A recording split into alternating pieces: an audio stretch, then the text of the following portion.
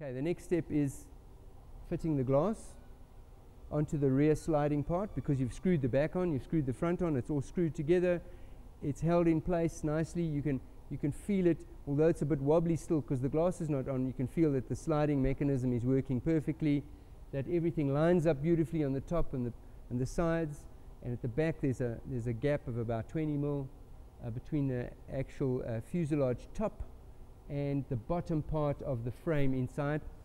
You now take the glass, you drop it on, you drill a small hole right at the top at the front, small hole right at the top at the back, enough to put 2.5 millimeter screws in, and enough to put a cleco in front and a cleco at the back. You put those clecos in place, and then once again you mark the glass on the inside all the way around with this pen which rubs off,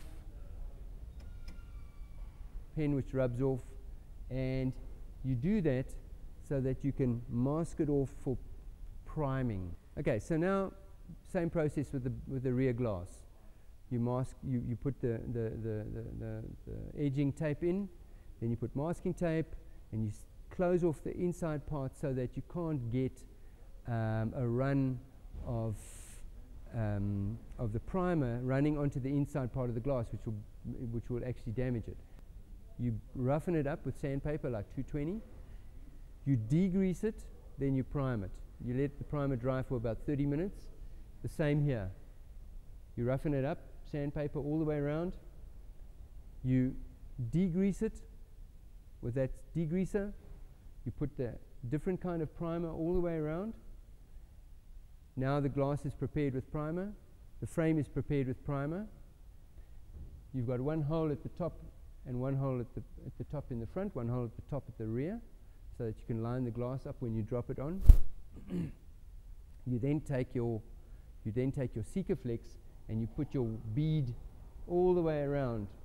At the top here, where it's a little bit wider, you put a little bit around.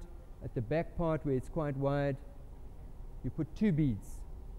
On the side here, you put 1 bead at the back towards the end, towards the back where it's a little bit wider over here. You put 2 beads over there and 2 beads going over like that over there. 2 beads going right all the way around. And you put your 2 pieces of wire into the 2 holes on the frame, sticking out. You get somebody to help you with the glass. Come over with the glass like this, and you lower the glass slowly down until those 2 holes in the glass the wire goes through those 2 holes in the glass, and that is what guides the glass into place on the frame. You then, leaving those pieces of wire through the glass, you gently push the glass down all the way around on the frame. Yeah, you can clamp it right at the back if you want to, because at the back what happens is we put the cover on. We put a cover on along the side here, it comes on afterwards, and we put a cover on over the back that comes on afterwards.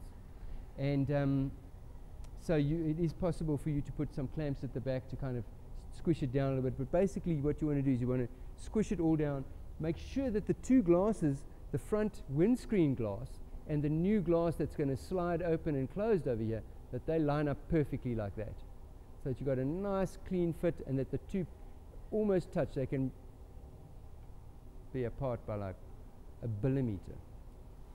Then you let the Sikaflex dry for a day. It just air dries.